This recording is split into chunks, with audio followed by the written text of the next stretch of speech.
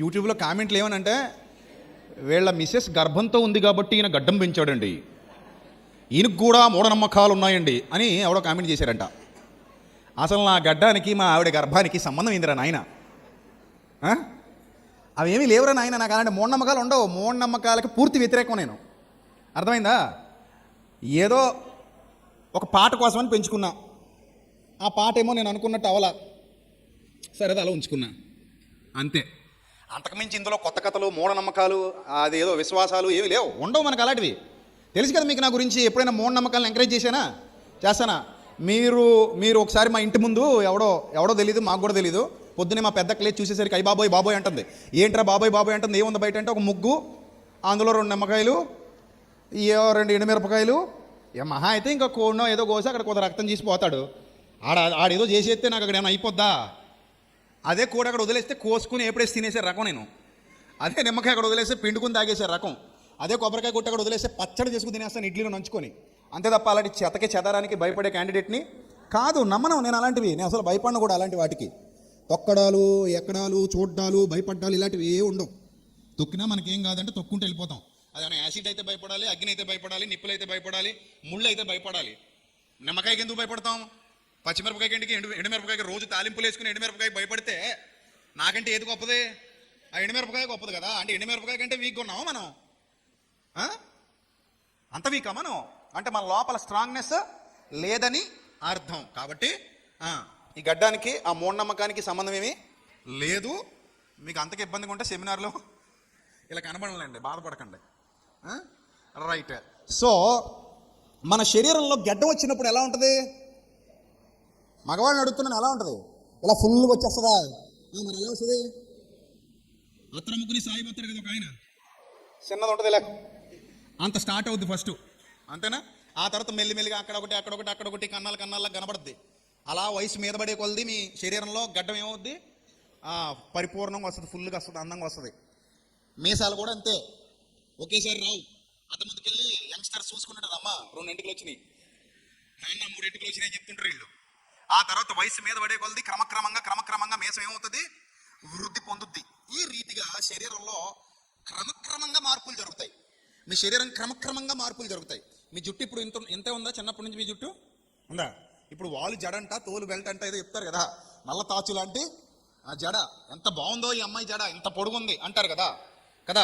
అదేదో పెద్ద హానర్ చేసేటువంటి ఒక సూచనలాగా. జడ ఎంత పొడుగుంటే అంత అందం అంట, అంత అందగత్తి అంట, అంత గొప్పదంట. అందుకని ఇలా అనొచ్చు. అదేదో ఏంటది, ఒక హెయిర్ ఆయిల్ యాడ్ అనుకుంటా, షాంపూ యాడో, లారీ బురదలో కూరుకుపోద్ది. ఈ అమ్మాయి జడ వేసుకొచ్చి అదేదో పక్కన వేసుకొచ్చినట్టు ఆ జడ లారీ కట్టేసి ఏం చేస్తుంది? లాక్కుంటే వెళ్ళిపోద్ది జడతో. దేన్ని? బురదలో కూరుకుపోయిన లారీని. ఇంకా జేసీబీలు ఏం అవసరం లేదు. ఇంకా ఆ హెయిర్ ఆయిల్ వాడితే మీ జడ కూడా పనిచేస్తుంది అనమాట. అలాగా ఎక్కడైనా ట్రాక్టర్లు తిరగబడిపోయినా, లారీలు తిరగబడిపోయినా, బురదలో కూరుకుపోయినా మీ జడేసి లాక్కొచ్చేయచ్చు. సో ఈ జడలు పుట్టినప్పుడు ఇలా ఉండవు. మీకు ఎలా ఉంటాయి? అప్పుడప్పుడు చూడండి, ఎండిపోయిన తాటెంకలు పడేస్తారు. ఎలా ఉంటుంది ఎండిపోయిన తాటెంక? పీచు కట్టేసి అదేదో జస్ట్ అక్కడక్కడ ఉన్నట్టు అలా ఉంటుంది. అలా ఉన్నాయి మన జుట్లు చిన్నప్పుడు. Right are wrong? కావాలంటే ఫోటోలు అడగండి, మీ ఇంట్లో వాళ్ళు అడగండి, చూపిస్తారు మీకు. ఆ ఫోటోలు చూసుకోండి, ఎంత అందమైన జుట్టు మీకు అప్పుడు లేదు కదా. మరి ఇప్పుడు రోజు ఎన్నో మార్పులకు గురై ఇప్పుడు ఎంత అందమైన జుట్టు వచ్చేసిందో మీకు. పొడవాటి జడ వచ్చేసింది ఇప్పుడు మీకు, నల్లటి కురులు వచ్చేసాయి కదా. సేమ్ ఆత్మీయతలో కూడా ఇదే పదప్రయోగం పౌలు భక్తుడు చేశాడా చేయలేదు? ఇప్పుడు మీరు చదువుకున్న వచనంలో చేశాడా చేయలేదా? ఏం చేశాడు? దినదినము, అది అండర్లైన్ చేయండి అందరూ కూడా. దినదినము నా ఆంతర్య పురుషుడు దినదినము ఏమవుతున్నాడమ్మా? నూతన పరచబడుచున్నాడంటే దీన్ని బట్టి మీకు ఏం అర్థం కావాలి? ఏ మనిషి మనసు కూడా ఒకేసారి పరిపూర్ణంగా మారదు. It will take some time, గ్రాడ్యువల్గా మారుతుంది. మనిషి ఒక్కో మెట్టు ఎక్కుతూనే మేడెక్కగలడు. ఒకేసారి ఎగిరి ఎవడో మేడ మీదకి వెళ్ళలేడు. నేను మేడ మీదకి వెళ్ళాను అని చెబుతున్నావంటే ఒక్కో మెట్టు ఎక్కుతూ ఎక్కడికి వెళ్ళావు? నువ్వు మేడ మీదకి వెళ్ళావు. ఈ విషయం నీకు బాగా అర్థమైతే మనిషి జీవితంలో అనేక రకాల మార్పులు సంతరించుకున్న తర్వాత అతడు పరిపూర్ణుడు అవుతాడు, ప్రభువులా మారతాడు. ఎలా మారతాడు? ప్రభువులా మారతాడు. పేతురు ఒకసారే మారలేదమ్మా, తోమా ఒకసారే మారలేదు, పౌలు భక్తుడు కూడా ఒకసారే మారలేదు. దానికి ఎన్నో ఆధారాలు ఉన్నాయి బైబిల్ గ్రంథంలో. మరి మారు మనసు పొందని అంటాడు కదండి. ఎస్, అఫ్ కోర్స్, మారు మనసు పొందడం అనేది తొలి అడుగు. దేని నుంచి తొలి అడుగు? నేను పాపిని అని ఒప్పుకోవడం, అంటే నేను రోగిని అని గుర్తించటం, నేను ఈ పాపం నుండి విడుదల పొందాలి అని ప్రభు దగ్గరికి వెళ్ళి క్షమాపణ కోరుకోవటం. కానీ లోపల ఇంకా ఫుల్ఫిల్ అవ్వలా, లోపల ఇంకా స్ట్రాంగ్నెస్ రాలా. ఇప్పుడు ఒక స్లాబ్ వేసావు, స్లాబ్ వేసినప్పుడు కింద ఏం పెడతావు? సెంటరింగ్ పెడతావు. ఈ సెంటరింగ్ ఎన్ని రోజులు ఉంచాలి? 15 నుంచి 20 రోజులు ఉంచాలి. ఆ 15 నుంచి 20 రోజులు సెంటరింగ్ ఉంచిన తర్వాత మళ్ళీ దాని మీద ఏం చేయాలి? వాటరింగ్ చేయాలి. సెంటరింగ్కి ఉంచాల్సిన పని ఏంటి? పైన ఆల్రెడీ మీరు ఐరన్ పెట్టేశారు కదా, సిమెంట్ వేసారు కదా, ఇసుక కలిపేశారు కదా, తీసేయచ్చు కదా. వేసిన రోజునే తీసేయచ్చు కదా. సెంటరింగ్ తీసేస్తే ఏమైపోద్ది? కూలిపోద్ది. అది తోడుకుంటూ బలపడడానికి ఎన్ని రోజులు కావాలి? 15 నుండి 20 రోజులు కావాలి. ఈ 15 నుండి 20 రోజులు దానికి టైం ఇచ్చినప్పుడు ఖచ్చితంగా మీరు దానికి ఏం చేయాలి? వాటరింగ్ చేయాలి. ఇన్ ద సేమ్ సెన్స్ మీ ఆత్మీయ జీవితాలు కూడా ఎప్పుడు ఒకేసారి మారిపోవు. ఒక్క రోజులో ఎవ్వరూ మారిపోరు. ఒక మనిషి తన జీవితాన్ని తన మానసిక స్థితిని కట్టుకోవడానికి కొంత సమయం తీసుకుంటాడు. పేతురు గురించి ఇంకొక ఎగ్జాంపుల్ చూద్దాం. ఒక ఎగ్జాంపుల్ ఏం చూసాం? మల్క్ అనేవాడి చెవిని ఏం చేశాడు? ఆయన తెగ నరికేశాడు కదా. ఇప్పుడు రెండో ఎగ్జాంపుల్, అదే పేతురు యేసుక్రీస్తు ప్రభువారు నీకెవరో తెలుసా అని అడిగితే ఏమన్నాడు? చెప్పండి, ఏమన్నాడు? అదేమైనా పెద్ద టాస్కా అంటున్నాను? కాదుగా. అలాంటి దానికి కూడా పేతురు ఏమయ్యాడు? భయపడ్డాడు. ఏమన్నాడు? ఉంటావు నువ్వు బొంకడం ఆపేంత వరకు కోడి కుయ్యదు. 3 సార్లు బొంకుతావు. ఎలా అంటాడంటే, మా అమ్మ మీద ఒట్టు, మా నాన్న మీద ఒట్టు చెప్పించుకుంటాడంట, ఒట్టు పెట్టుకుంటాడంట, మొదలు పెడతాడు. నేను చెప్పించుకోవడం మొదలు పెడతాడు, ఒట్టు పెట్టుకోవడం మొదలు పెడతాడు. అసలు యేసుప్రభు ఎవరో కూడా నాకు తెలియదు అంటాడు. నేను ఎప్పుడు ఆయన చూడలేదంటాడు. ఆయన పేరైనా ఊసైనా నాకు తెలియదు, నా దగ్గర ఎత్తకండి అంటాడు. అలాగా అబద్ధాల మీద అబద్ధాలు చెప్పేశాడు. వెంటనే కోడి కూసింది. అర్థమైందా? ఎందుకు పేతురు అలాగ అబద్ధాలు చెప్పాడు? పేతురు ఎందుకు అలా అబద్ధాలు చెప్పాడంటే, పేతురులో ఇంకా సంపూర్ణమైన మారు మనస్సు రాలేదు. అంటే పరిపూర్ణత రాలేదు. మారు మనసు వచ్చింది, మారు మనసు స్టార్ట్ అయింది, కానీ ఇంకా అది పరిపూర్ణతకు వెళ్ళలేదు. చూడండి, గుడ్డు తల్లి రెక్కల క్రింద ఉండి తల్లి పొదగడం స్టార్ట్ చేస్తుంది, కానీ ఆ గుడ్డుకి ఇంకేం రాలేదు? పరిపూర్ణత రాలేదు. అప్పటి వరకు పిల్ల బయటికి రాకూడదు. ఇప్పుడు మీరు గర్భవతిగా ఉన్నారా లేదా అంటే అవునండి ఉన్నాను అంటారు. ఎన్నో నెల అని అడుగుతాం మనం. ఏమని అడుగుతాం? ఎన్నో నెల అని అడుగుతాం. గర్భవతిగా ఉన్నారంటే అవునండి ఉన్నాను. ఎన్నో నెల? నాకు 3వ నెల లేదా 4వ నెల, 5, 6, 7, 8, 9, 10 వరకు వెళ్తారు కొంతమంది కదా. ఈ 10 వరకు వెళ్ళేంత వరకు కూడా లోపల బిడ్డ ఉన్నట్టా లేనట్టా? చెప్పండమ్మా. మరి ఉంటే బిడ్డను తీసేచ్చే బయటికి. 3లో వచ్చేస్తే బిడ్డ, 4వ నెలలో వచ్చేస్తే, 5వ నెలలో వచ్చేస్తే నాకు అర్జెంటుగా బిడ్డ ఒళ్ళోకి వచ్చేయాలండి పొట్టలో నుంచి అంటే కుదరదు. ఎప్పటి వరకు టైం పడుతుంది? 9 నెలల కాలం ఆగాల్సిందే. 9 నెలల పాటు బిడ్డ కడుపులో ఉండాల్సిందే. అలా ఉండి 9వ నెలలో పరిపూర్ణమైన తర్వాత మాత్రమే బిడ్డ బయటికి రావాలి. అంతవరకు బిడ్డ ఉన్నట్ట? గర్భం ధరించినట్టేనా? బిడ్డ తమ లోపల ఉన్నారన్న సంకేతం ఉందా? కిక్స్ ఉన్నాయా? 6వ నెలలో ఉన్నాయిగా. అంటే బిడ్డ లోపల నుంచి తంతున్నారు కదా. ఇవన్నీ మీరు పరిగణనలోకి తీసుకుంటే మన పుట్టుక కూడా అలాంటిదే. క్రీస్తులో ఒక్క రోజులో ఎవడు మారడు, ఒక్క రోజులో ఎవడు సంపూర్ణతకు పరిపూర్ణతకు వెళ్ళడు. అందుకే పౌలు భక్తుడు అంటాడు, క్రీస్తునందు మిమ్మల్ని పరిపూర్ణులుగా చేయాలని, సంపూర్ణులుగా చేయాలని సమస్త విధములైన జ్ఞానాన్ని వాడుతున్నాం అంటాడు. అది కాదు, కొలస్సీ పత్రిక మొదటి అధ్యాయము 28వ వచనం. కొలస్సీ పత్రిక మొదటి అధ్యాయము 28వ వచనం అందరూ చదువుదాం. Please open your Bibles. చూడండి ఏముందో చూడండి. కొలస్సీ పత్రిక మొదటి అధ్యాయము 28. కొలస్సీ పత్రిక మొదటి అధ్యాయం 28. ప్రతి మనుష్యుని క్రీస్తునందు సంపూర్ణునిగా చేసి. ఆగండి, కంగారు పడిపోకండి. ప్రతి మనుష్యుని ఏం చేయాలట? క్రీస్తునందే ఉన్నాడంట. ఆ మనుష్యుడు అప్పటికే క్రీస్తునందు ఉన్నాడు, కానీ ఇప్పుడు ఆ క్రీస్తునందున్న మనుష్యుడిని మనం ఏం చేయాలి? సంపూర్ణుడిగా చేయాలి. గర్భంలో శిశువు ఉంది, గర్భంలో బిడ్డ ఉన్నాడు, కానీ 9 నెలల పాటు ఆ బిడ్డకు ఫీడింగ్ ఇవ్వాలి. లోపల ఫీడింగ్, బయట ఫీడింగ్ కాదు, లోపల కూడా ఫీడింగ్ ఉంటుంది. అందుకే బొడ్డు పేగు అంటారు, బొడ్డు తాడు అంటారు. ఈ బొడ్డు తాడు ద్వారా తల్లి ఏమిస్తుంది? లోపల ఉన్న బిడ్డకి ఆహారం అందిస్తుంది, ఫీడింగ్ ఇస్తుంది. అది ప్రకృతి నియమం, దైవ నియమం. అలాగ లోపల బిడ్డ ఏమవుతాడు? వృద్ధి పొందుతాడు. 9 నెలల పాటు వృద్ధి పొందిన తర్వాత కదా బయటకు వస్తాడు. ఇన్ ద సేమ్ సెన్స్ నీ ఆత్మీయ జీవితం, నా ఆత్మీయ జీవితం ఒక్క రోజులో మారదు. ఒక్క రోజులో ఏ మనిషి చెడ్డోడు అయిపోడు, ఒక్క రోజులో ఏ మనిషి మంచోడు అయిపోడు. సాధనమున పనులు సమకూరు ధరలోన అన్నారు. ఏంటట? సాధనమున పనులు సమకూరు ధరలోన. Practice makes man perfect. అంటే ఒక మనిషి పర్ఫెక్ట్గా మారాలి అంటే ఏముండాలి?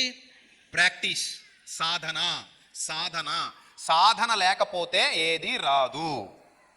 సాధన చాలా ఇంపార్టెంట్. సో మీ ఆత్మీయ జీవితాలు మరి మీరు ఇంకా పరిపూర్ణంగా మారారా లేదా, మార్పు సంపూర్ణంగా వచ్చిందా రాలేదా, మిమ్మల్ని మీరు పరీక్షించుకుంటే ఎప్పుడైతే మీరు ప్రాక్టీస్ మొదలు పెట్టారో ఆ ప్రాక్టీస్ మొదలైన తర్వాత మీలో మీకు తెలియని అనూహ్యమైన మార్పులు కనబడతాయి. మీలో మీకు తెలియకుండానే చాలా మార్పులు వచ్చేస్తాయి. రోజు రోజుకి దినదినము మీరు ఏమవుతుంటారు? నూతన పరచబడుతూ ఉంటారు. నూతనత్వం మీకు వస్తూ ఉంటుంది. సరే, పేతురు గారు హ్యాపీ అయిపోయింది. ఎన్ని చెప్పుకున్నప్పుడు పేతురు గారి గురించి? 2. ఒకటేమో కత్తితో చెవి నరకడం, అది తప్పు. యేసుప్రభు వారి భావజాలానికి పూర్తిగా విరుద్ధమైన భావజాలం. యేసుప్రభు ఎవరిని నరకమని చెప్పరు. రెండోదేమో అబద్ధాలు ఆడడం, బొంకడం, అది యేసుప్రభు వారి భావజాలానికి పూర్తిగా విరుద్ధం. ప్రజలు ఎదుట నన్ను ఎవడు ఒప్పుకుంటాడో నేను వాడిని ఒప్పుకుంటాను, ఎవడు నన్ను ఎరుగనంటాడో నేను వాడిని కూడా ఎరుగనంటాను. అది కూడా యేసుప్రభు వారి భావజాలానికి పూర్తిగా విరుద్ధం. ఇప్పటికి ఎన్ని అయినాయి? తెలిసి 2 అయినాయి, తెలియకుండా అయినాయో మనకు తెలీదు. ఇక మూడోది ఒకటి ఉంది.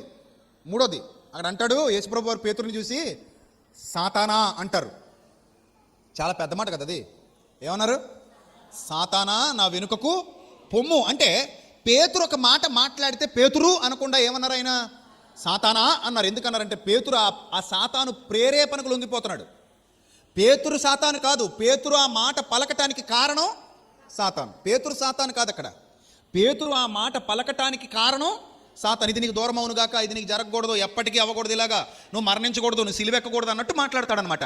అప్పుడు ప్రభు అంటారు సాతానా నా వెనుకకు పొమ్ము అంటారు. అంటే దీన్ని బట్టి మీకు ఏమర్థమైంది? పేతురు గారిలో పరిపూర్ణత ఇంకా లేదు. పేతురు గారు ఇంకా సంపూర్ణులు కాలేదు. అంత ఎందుకండి? పెరుగు తోడు పెడతారా? రోజు తోడు పెడతారా? నైట్ ఎన్ని గంటలకు తోడు పెడతారు పెరుగు? పొద్దున్న తినాలంటే ఎన్ని గంటలకి? నైట్ 8 గంటలకి. సాయంత్రం తినాలంటే పొద్దున్న ఎన్ని గంటలకి? 7 ఆ టైంకి, అంతే కదా. ఇప్పుడు మీరు 7 గంటలకి తోడు చొక్కేశారు పెరుగులో, నేను 8 గంటలకు వచ్చి నాకు పెరుగు వడ్డిచ్చన్నాను, ఏమంటారు? ఆ మాట కరెక్ట్గా చెప్పండి. ఏమంటారు? ఇంకా పెరుగు తోడుకోలేదు అంటారు. ఇప్పుడు అది పెరుగు కాదా? పెరుగే. నువ్వు ఏం తోడు పెట్టావని చెప్తావు మాటకి? పెరుగు తోడు పెట్టానని చెప్తున్నావు, కానీ ఇంకా అది పూర్తి పెరుగు కాదు. ప్రాసెస్ స్టార్ట్ అయింది. నువ్వు టైం ఇస్తే, ఆ ప్రాసెస్ జరగడానికి టైం ఇస్తే అదేమవుతుంది? పర్టికులర్ టైంకి పెరుగు అవుతుంది. ప్రస్తుతానికి పెరుగు కాదంటే పెరుగే, అది పెరుగే. కాకపోతే ప్రాసెస్ ఏమవుతుంది? నడుస్తుంది. నువ్వు పెరుగు తినాలి అని అనుకున్నప్పుడు ఒకప్పుడు తోడు పెట్టావు, కొంత టైం ఆగావు, ఆ తర్వాత నువ్వు పెరిగేసుకుని భోజనం చేశావు. ఇన్ ద సేమ్ సెన్స్ మార్పు మొదలైంది. ఏమైంది? మార్పు మొదలైంది. మారు మనస్సు పొందా. మొదటి అడుగు బాప్తిస్మం తీసేసుకున్నా. ఎప్పుడైతే బాప్తిస్మం తీసేసుకున్నానో పరిశుద్ధాత్మ సహవాసంలోకి అడుగు పెట్టా. అంటే తోడు చుక్క కలిసింది నాలో. పరిశుద్ధాత్మ సహవాసంలోకి ఎప్పుడైతే అడుగు పెట్టేశానో అక్కడి నుంచి ప్రాసెస్ మొదలవుతుంది. దినదినము ఏమవుతున్నావు? నూతన పరచబడుతున్నావు. చాలామంది ఏమంటారు తెలుసా? పెరుగు తోడుకున్నాక తోడు చుక్కేస్తానని అంటారు. అసలు ఏమైనా అర్థం ఉందా దానికి? బాగా ఏదో అయిపోయాక అప్పుడు బాప్తిస్మం తీసుకుంటాడంటే ఈ బిడ్డ. నాకు ఎలాంటి వాళ్ళని చూసి ఏమనిపిస్తుంది అంటే, లారీ వచ్చి గుద్దేసింది, రోడ్డు మీద పడ్డావు, రక్తం పోతుంది, ఇప్పుడు ఎక్కడికి వెళ్ళాలి? హాస్పిటల్కి వెళ్ళాలి. అంబులెన్స్ వచ్చింది, అంబులెన్స్ ఎక్కాలి, కానీ పడుకున్నాడు అంటాడు హాస్పిటల్కి అప్పుడే వద్దులే బ్రదర్, కొంచెం తగ్గాక వెళ్దాం బ్రదర్, ఇక్కడ ఏదో ఒకటి చేసుకుని తగ్గించుకుంటా. ఏం చేస్తావు? ఏం చేసి తగ్గించుకుంటావు? రక్తం పోతుంది, ఎముకలు ఇరిగిపోని, అలా వదిలేస్తే చస్తావు. ఇప్పుడు నువ్వు హాస్పిటల్కి వెళితే మంచిదా, అక్కడ ఉండి ఏమైనా తగ్గించుకుంటావా? ముందు అంబులెన్స్ ఎక్కి సావు. అది తీసుకెళ్ళి నేను హాస్పిటల్లో పడేసి ట్రీట్మెంట్ మొదలు పెడతారు. ట్రీట్మెంట్ మొదలయ్యాక మెల్లిమెల్లిగా అక్కడ తగ్గుద్ది. ఇక్కడ నువ్వు ఒక్క రోజులో తగ్గడానికి ఏమి లేదు. ఇక్కడ ఏ మనిషి ఒక్క రోజులో పరిపూర్ణుడు కాడు, ఏ మనిషి ఒక్క రోజులో పవిత్రుడు కాడు. అందుకే కొరింథీయులకు రాసిన 2వ పత్రిక 7వ అధ్యాయం 1వ వచనం అదే పౌలు చెప్తున్నాడు. కొరింథీయులకు రాసిన 2వ పత్రిక 7వ అధ్యాయం 1వ వచనం చూడండి ఏమనుంది అక్కడ. ప్రియులారా, మనకు ఈ వాగ్దానములు ఉన్నవి కనుక దేవుని భయముతో పరిశుద్ధతను ఏం చేసుకొనుచు? సంపూర్తి చేసుకొనుచు అన్నాడు. మనకు ఈ వాగ్దానములు ఉన్నవి కనుక దేవుని భయముతో పరిశుద్ధతను ఏం చేసుకొనుచు అని వ్రాయబడింది? సంపూర్తి చేసుకొనుచు. శరీరమునకు ఆత్మకు కలిగిన సమస్త కల్మషము నుండి మనలను మనము పవిత్రులనుగా చేసుకుందాం చేసుకుందాం ఇంక్లూడింగ్ మీ అంటే పౌలు కూడా తనను తాను కలుపుకొని మాట్లాడుతున్నాడు. అంటే కొంత సమయం పడద్దరా నాయన, దేనికైనా మనం ఏమివ్వాలి, టైం ఇవ్వాలి.